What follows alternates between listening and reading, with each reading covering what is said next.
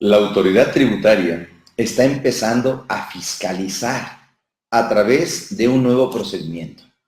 Este nuevo procedimiento es la presunción de inexistencia sobre operaciones fiscales. La autoridad fiscal recibió recientemente sentencias favorables por parte de la Suprema Corte de Justicia de la Nación. Y la verdad es que se prevé que para el ejercicio siguiente amplíe y mejore este procedimiento, ya que hay algunas reformas enfocadas en corregir, mejorar y ampliar este procedimiento. Estimados colegas y asesores fiscales, es un gusto estar nuevamente con ustedes. Agradezco, por supuesto, a todos su participación, su asistencia y el esfuerzo que hacen para estar acompañándonos en esta transmisión que hemos tenido a bien denominarlo Tip Fiscal. Esperamos que sea de utilidad para todos.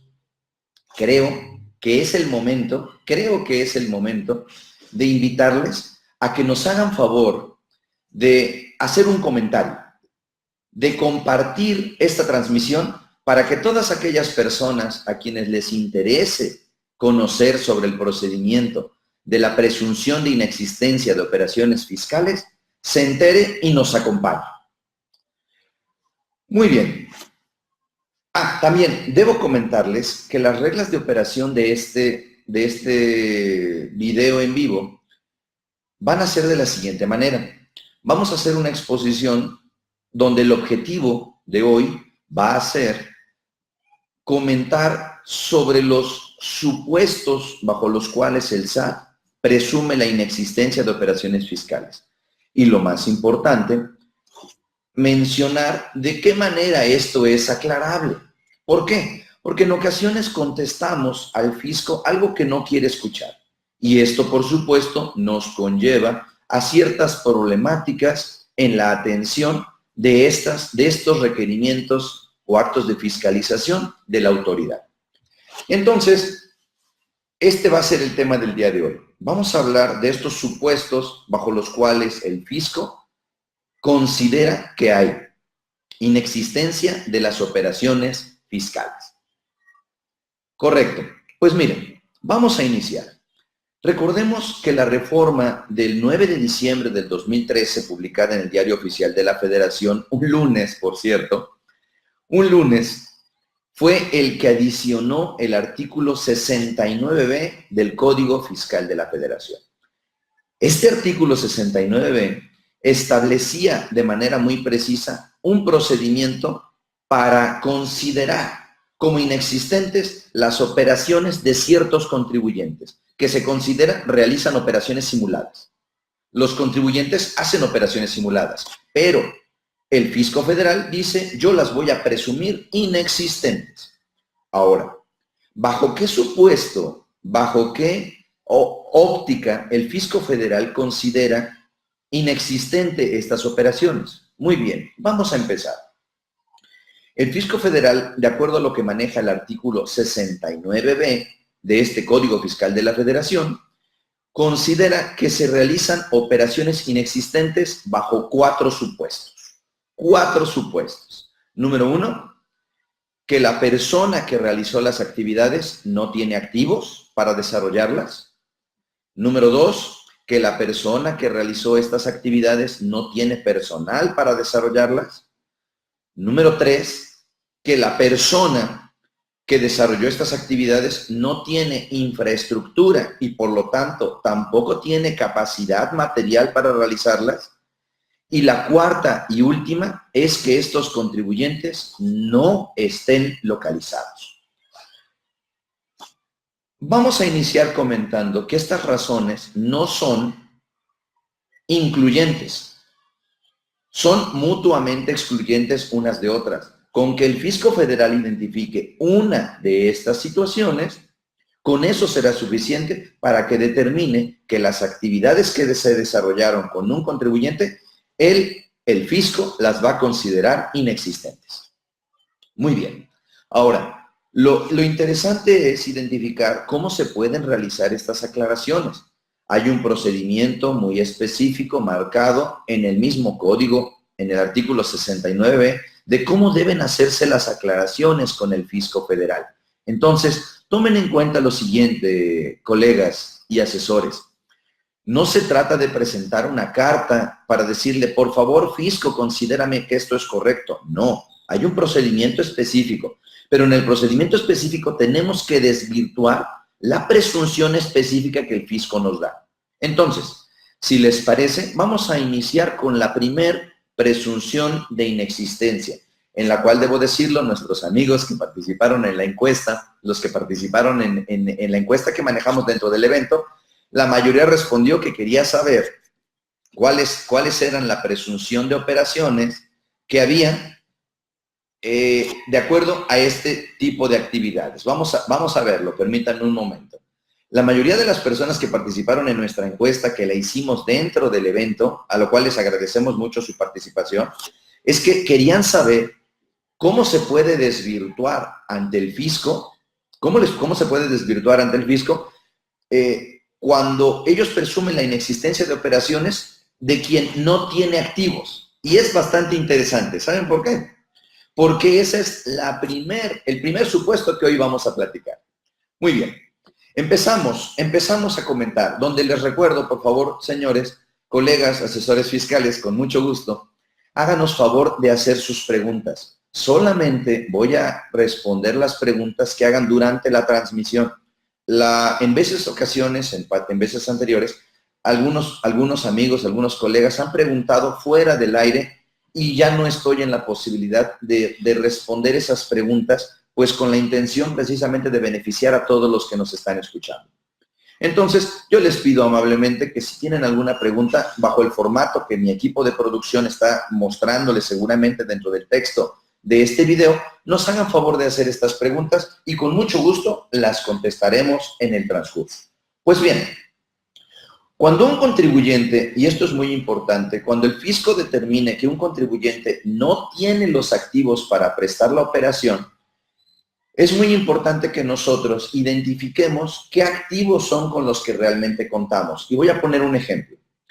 Imagínense una constructora que está realizando operaciones y alguien le da unas facturas, porque estamos hablando de operaciones simuladas, recibe unas facturas de un primo que le dice, no, primo, no te preocupes, yo te ayudo aquí a sacar dinero, yo te ayudo a comprobar unos gastos. Pero resulta que ese primo, el cual nos viene a ofrecer estas facturas y que nos dice, nos asegura que sus facturas son derechas, no tiene ni el servicio que me va a prestar y que me va a poner en las facturas se refiere a que él me va a hacer acarreo de material. Pero resulta que ese primo, resulta que ese pariente que nos ofrece las facturas, pues no tiene registrado ni un solo vehículo a su nombre. No tiene un camión registrado a su nombre y el único vehículo que realmente tiene, a lo mejor es una camioneta, pero una camioneta pasajera, o a lo mejor es un vehículo que les parece un March. No vamos a hacer goles aquí. Vamos a considerar que el vehículo que tiene, es un vehículo compacto, pequeño, y con esto precisamente, pues, él va a hacer el acarreo. Pues por supuesto, señores, esto es imposible. Esto es algo que no le podemos probar al fisco. Entonces, ya la Corte declaró constitucional que el fisco pueda presumir que no existen estas actividades. Entonces, si el fisco presume y nos lo informa, porque el contribuyente con el que hicimos operaciones no tiene activos, no se esfuercen en demostrarle con un contrato que sí se hizo la operación. No se esfuercen en demostrarle que la transferencia está bien hecha. No se esfuercen en demostrarle que las facturas están correctamente requisitadas. Sí, es importante, pero eso no es lo que al fisco le interesa. Al fisco le interesa que le demuestres que la otra persona tiene activos y que efectivamente te prestó el servicio, no todo lo demás. En este sentido es importante mencionar, señores, que el fisco federal tiene la facultad, ya que la Corte lo resolvió en el 2017, de que este procedimiento es correcto y es legal. Entonces, le sugiero que ataquemos el problema. Y el problema es probar cuáles son los activos con los que sí contó el otro contribuyente y que me hizo favor de prestarme el servicio. Ahora, debo decirles que tal vez ustedes digan, ah, no, lo que pasa es que el contribuyente no tenía activos, pero lo que hizo fue facilitarme, lo que hizo fue prestarme el servicio con trabajadores, con peones. Ellos movieron el material, no con un vehículo, no con una retroexcavadora, no, lo movieron con personal. Muy bien. La siguiente pregunta del fisco va a ser, ¿con qué personal lo hizo si no tiene gente asegurada? Y vamos al segundo caso de presunción de inexistencia. Entonces, digo, una justificación como tal se la podemos entregar al fisco de cualquier manera, pero creo que vale la pena hacerla de una manera correcta. Es decir, vamos a decirle al fisco, sí, activos sí tengo. ¿Cuáles? Esa retroexcavadora, tengo este vehículo, tengo este camión, es propiedad de aquella persona, y entonces le demostramos que la operación se realizó. Pero si le vamos a decir que la operación se realizó con otros medios, bueno, no vayamos a caer en el error de decirle lo hizo con gente acarreando el material. ¿Por qué? Entonces el fisco va a presumir, bueno, ok, lo hizo con gente acarreando el material, perfecto. Pero esa persona no tiene a nadie asegurado. ¿Cómo entonces, sin tener personal, te prestó el servicio? ¿De verdad que es un poquito complicado? Bueno, entonces entendamos, señores, que a veces como contadores, y la verdad es que sí nos ha pasado, yo lo he visto con algunas empresas que he tenido la posibilidad de asesorar, cuando ya empiezan con estos trámites, cuando ya empiezan con estos actos, mejor dicho, con estas actuaciones, esperando desvirtuar la presunción del fisco, evitando quitarnos la mala fe del fisco, pues empiezan a juntar un montón de documentación, empiezan a reunir muchos papeles, contratos, fotografías, donde lo que están haciendo es probar algo que el fisco no les pidió. Consideran que con hacer la labor de kilo, con eso va a ser suficiente para desvirtuar la actividad. Perdón, con eso va a ser suficiente para desvirtuar la presunción del fisco. Y debo decirles que esto no es así. Por eso en ocasiones las autoridades no toman en cuenta nuestros alegatos, no toman en cuenta la documentación que nosotros les presentamos, porque la verdad es que no les interesa la información que les estamos presentando, porque no desvirtúa lo que ellos observaron. Entonces, creo que esto es algo que nos toma un poquito más de trabajo, pero que debemos ser más precisos con la autoridad fiscal. Muy bien. Ahora, como siguiente punto, y antes de pasar al tercer punto de los 4 que íbamos a comentar, les recuerdo, colegas y asesores fiscales, con mucho gusto, la transmisión, por cierto, debo comentárselo, solamente va a durar media hora. Solamente va a durar media hora. Y las preguntas que nos hagan favor de hacer, las vamos a responder. Si nos hacen favor de hacerlas, como mi equipo nos les está presentando. En este momento me comentan que ya tenemos una pregunta. Viene una pregunta en camino, entonces mi departamento de producción me va a facilitar la pregunta.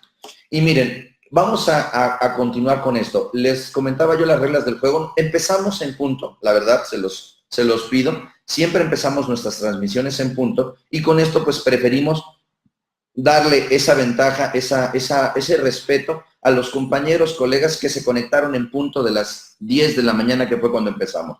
Entonces, les recuerdo lo siguiente, reglas del juego a medio tiempo, lo estamos diciendo. Número 1, les invito a que hagan un comentario, a que lo compartan esta transmisión con quien ustedes consideren que les sea de utilidad, a que le pongan un me gusta, a que se manifiesten dentro de esta transmisión. ¿Para qué? Para llegar a mayor público que le pueda ser de utilidad. Número 2, las preguntas las vamos a responder solo durante el transcurso de la transmisión. Por favor, háganos favor de hacer sus preguntas en el formato que les solicita mi departamento de producción. Y número 3, esta transmisión solo dura media hora. Entonces, en punto de las 10:30 horas, vamos a dar por concluida nuestra transmisión. Así que esperamos haber resuelto todo para ese momento. Muy bien, pues vamos a responder esta pregunta de José Hernández, que nos escribe desde la Ciudad de México. Y nos dice, cuando la autoridad notifica a la empresa la presunción de operaciones, ¿cuánto tiempo se tiene para contestar o desvirtuar dicha presunción? aquí, híjole, José, mira, tu pregunta es un poquito compleja porque hay diversos momentos en los cuales tú te puedes manifestar con el fisco federal. Tú puedes hacer la contestación. Me gusta tu pregunta, José, me gusta tu pregunta para hacer un capítulo específico, una transmisión específica para responder a tu pregunta, porque el procedimiento de presunción de actividades inexistentes es muy preciso y no quisiera yo respondértela a la y se va. Pero sí te puedo decir que el tiempo es corto. Tenemos prácticamente plazos de 30 días, de 10 días y de 5 días para poder presentar la documentación necesaria para desvirtuar la existencia de estas operaciones. Entonces, como tú bien lo acabas de decir, las notificaciones llegan por buzón tributario y tú tienes que hacer prácticamente ese desvirtúo. Gracias por la pregunta, José. Tienes que hacer ese desvirtúo prácticamente de manera inmediata cuando llega la notificación en buzón tributario. Hay plazos, pero esos plazos, insisto, no es materia del día de hoy. Entonces, te voy a quedar un poquito corto con la respuesta, pero sí la respuesta al fisco debe ser lo más pronto posible. Muy bien, José, espero haber atendido tu pregunta y aunque no la respondí precisamente, los plazos que hay, porque son 3 momentos de actuación, son 30, 10 y 5 días. Entonces, sí precisa hacer la respuesta lo antes posible. Muy bien, pues ahora vamos al tercer punto de el por qué el fisco considera inexistentes las operaciones. Y tiene que ver con sin contar con la infraestructura o con la capacidad material.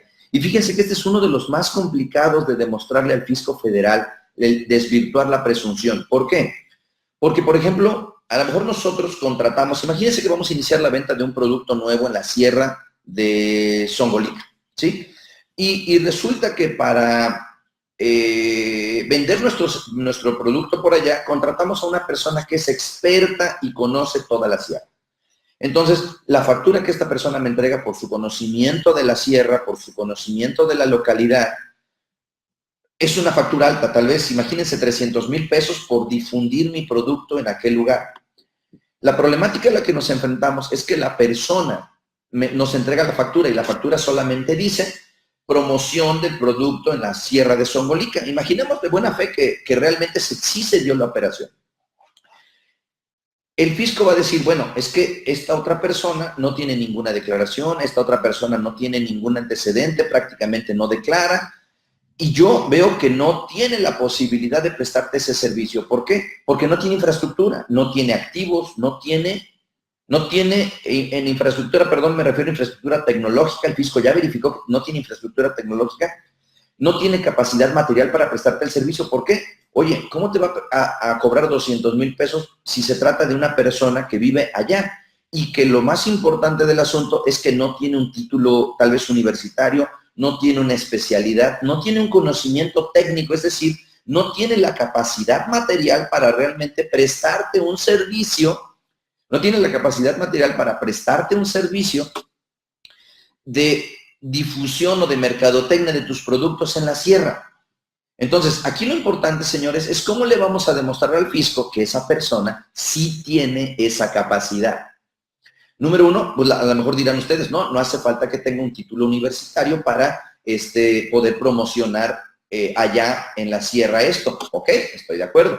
Pero entonces lo que necesitamos es que el fisco federal sepa a través nuestro que esa persona sí vive allá, que le podamos mostrar que esa persona radicó durante tantos años en aquel lugar, o que tiene un estudio de ventas, que tiene algún documento que avale que sepa cómo hacer la venta del producto que nos dijo que iba a vender por nosotros. Porque recordemos que nosotros somos los receptores del producto, los receptores de la factura, del servicio. Nosotros somos los que podemos ser perjudicados por el fisco si no desvirtuamos esta presunción. Entonces, cuando hablamos de la infraestructura y de la capacidad material, el fisco lo que espera que le demostremos es que la persona que me prestó el servicio tiene los conocimientos técnicos, profesionales, o la infraestructura de personal, de equipo, de computadoras, de otro tipo de conocimiento técnico, perdón, porque estoy confundiendo con los dos primeros, de conocimiento técnico que le permite darte el servicio que te está facturando. Eso es lo importante, señores. Y por último, y el más sencillo de explicar, lo que es sencillo para mí, es el último supuesto de que el fisco, cuando alguien está como no localizado, el fisco tiene la posibilidad de decir, esa operación es inexistente, solamente porque cuando fue a buscar a aquel contribuyente, no lo encontró. Entonces, esto es muy importante, señores, porque a veces contratamos comisionistas que no tienen un domicilio fiscal, por ejemplo. No tienen un domicilio fiscal. Al no tener un domicilio fiscal, porque ellos andan vendiendo en todos lados, y es entendible, ellos se dedican a vender, ellos no están en una oficina fijos. Entonces, ellos que se dedican a vender, pues necesitamos contratar a comisionistas cuando ellos nos facturen, pues personas que realmente puedan acreditar en su domicilio y tengan a alguien que atienda en su domicilio, que dejen pues a una secretaria o que en su hogar dejen a alguien que sí pueda recibir una notificación del fisco, porque si el fisco llega y dice, aquí no hay nadie, que a veces sucede, aquí no hay nadie, entonces nada más por esa sencilla razón, el fisco federal va a presumir como inexistente esa actividad. ¿Y a quién va a perjudicar? A nosotros los contribuyentes que recibimos esa factura, porque nuestro comisionista, nuestro proveedor, pues no tuvo el cuidado de hacerlo de esa manera. Muy bien, tenemos otra pregunta. Esta pregunta nos hace favor de mandárnosla nuestro colega Juan Soto de Jalapa, Veracruz. Dice, en el caso de la infraestructura, ¿lo podrá hacer en todo caso mediante logística o arrendamientos mismos que se podría comprobar con los contratos celebrados con un tercero? La pregunta es si con los contratos celebrados con un tercero se puede o no realizar la aclaración. Ok, Juan, muy buena pregunta. Creo que ya se está viendo claro el sentido de lo que pretendo transmitirles el día de hoy. Y es, ¿cómo le vamos a demostrar al fisco que la persona que me dio la factura sí tiene la capacidad material y la infraestructura para hacerlo? Por infraestructura entiéndase, por ejemplo, voy a ponerles un caso, que si le estamos prestando, voy a hablar de un contador, si le estamos prestando a alguien un servicio de auditoría, bueno, si es una empresa de, no sé, 50 sucursales y con movimientos de, ¿cómo se llama? Con movimientos bancarios de 30 cuentas bancarias y con, o sea, un movimiento fuerte, es imposible demostrarle al fisco que la factura que el contador le está entregando, tan alta, digamos 2 millones de pesos de honorarios, es un decir solamente, lo hizo él, el contador, con un auxiliar. O sea, entonces, ¿qué tengo que hacer? Bueno, tengo que mostrar, como lo hacía en la pregunta Juan Soto, bueno, que yo como contador entonces subcontraté el trabajo porque no tengo la capacidad material para brindarlo. No tengo el equipo suficiente, no tengo la infraestructura suficiente para prestar el servicio al que me estoy comprometiendo. Entonces, la sola factura ya no es suficiente, señores, porque el fisco puede presumir que no es real, porque la persona no tiene la capacidad. Y está bien, como contadores, puse el ejemplo de los contadores, bueno, yo digo que soy Superman y que yo puedo con ese y con 10 empresas más. Pero creo que caemos en el terreno de la duda.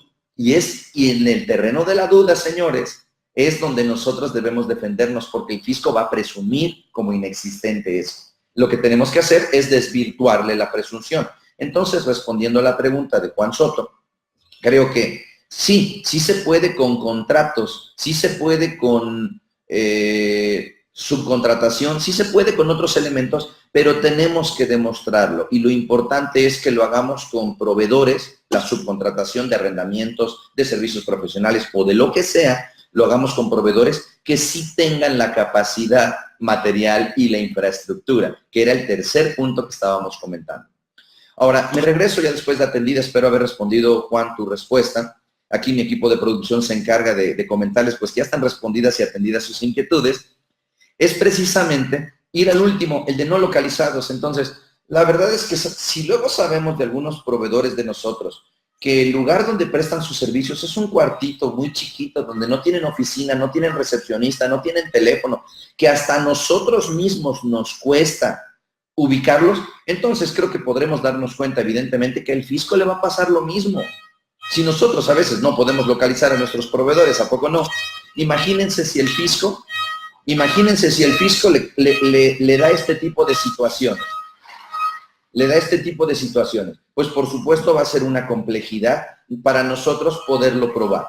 Y entonces, digo, ya nos quedan los últimos 5 minutos, señores, de transmisión. La intención del día de hoy era poderles compartir, decirles cuáles son las formas, cuáles son las herramientas con las cuales les sería más fácil a ustedes demostrarle al fisco que esas actividades sí están existiendo. Y por lo tanto, ahora vienen algunas recomendaciones. Número 1, señores, creo que debemos conocer a nuestro proveedor. Recomendación número 1, debemos conocer a nuestro proveedor. Si ya sabemos que es de los que son chuecos, señores, creo que no hay mucho que aclararle al fisco. Vamos a poder hacerlo, pero va a ser un poquito complicado.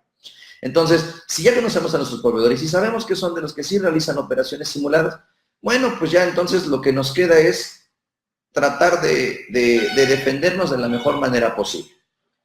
Pero si los conocemos y sabemos que son proveedores que, aunque son reales, tienen ciertas carencias en su infraestructura, en sus activos, en su personal, o que usualmente no están localizados, tengan mucho cuidado con ellos, porque la verdad es que nos pueden meter en un problema de gratis. Recomendación número 2. Sugiero tener proveedores que tengan sus cuentas en orden, sus declaraciones en orden, su contabilidad en orden. Y les voy a poner un ejemplo, señores. Cuando uno va a contratar con empresas como Cruz Azul, Coca-Cola, Liverpool o algún otro tipo de empresas de este tipo, estos clientes nuestros nos piden una serie de requisitos para verificar que tengamos capacidad material, técnica profesional, humana, instalaciones, infraestructura. Algunos hasta nos hacen una visita real para validar todo esto. Oigan, pues entonces creo que es algo que también nosotros tendríamos que hacer. Sé que es complicado, pero vale la pena hacerlo. Y número 3, les invito a que compartan, nuevamente es una petición que les hago, les invito a que compartan, por favor, que sigan haciendo comentarios, que compartan esta transmisión con sus amigos, con sus conocidos, con sus colegas contadores, porque creo que es algo que les puede servir a muchos. Compartan, por favor, es una invitación que les hago. Y la segunda, aprovechando la pregunta de José, creo que la siguiente transmisión que vamos a hacer, el siguiente tip fiscal que vamos a hacer con mucho gusto para todos ustedes, es precisamente de los tiempos en los cuales nosotros debemos desvirtuar las operaciones al fisco. Porque hoy les dije cuál es la idea de desvirtuar, por dónde debemos atacar al fisco para desvirtuar estas operaciones. Pero les invito a que nos acompañen en el siguiente programa, que seguramente serán alrededor de un mes, para que veamos cuál es el tiempo y el procedimiento para desvirtuar estas operaciones. ¿Qué les parece? No sean malos. Si están de acuerdo con ello, háganos favor de hacer un comentario diciendo que están de acuerdo. Y les invito, muchachos, les invito, colegas, les invito, contadores y asesores fiscales, a que para la próxima transmisión estén al pendiente, le den me gusta, le den seguir a nuestra página y con todo gusto recibirán las notificaciones de Facebook Live precisamente para acompañarnos en estas transmisiones.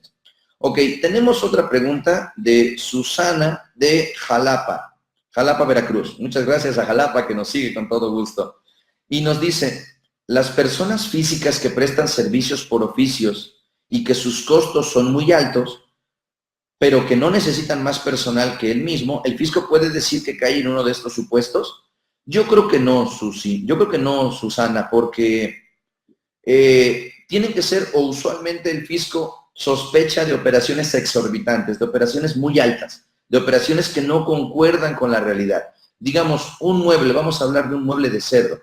A lo mejor lo que es caro, un mueble de cedro para mí, para una persona que tiene mayor recurso, puede pagar un mueble de cedro sin mayor problema. Y un mueble de cedro, tal vez por darte un ejemplo, Susi, de una persona de un oficio, que es el caso que tú nos pusiste aquí, pues un mueble de cedro tal vez puede costar 40,000 pesos. Si lo comparas con un mueble de pino, bueno, el mueble de pino puede costar 3,000. Parece ser que es muy alto, pero hay una justificación del por qué la diferencia del precio. Ahí el fisco creo que no entraría dentro de su posibilidad de presunción. ¿Dónde presume el fisco? Cuando no hay capacidad material ni infraestructura para hacerlo.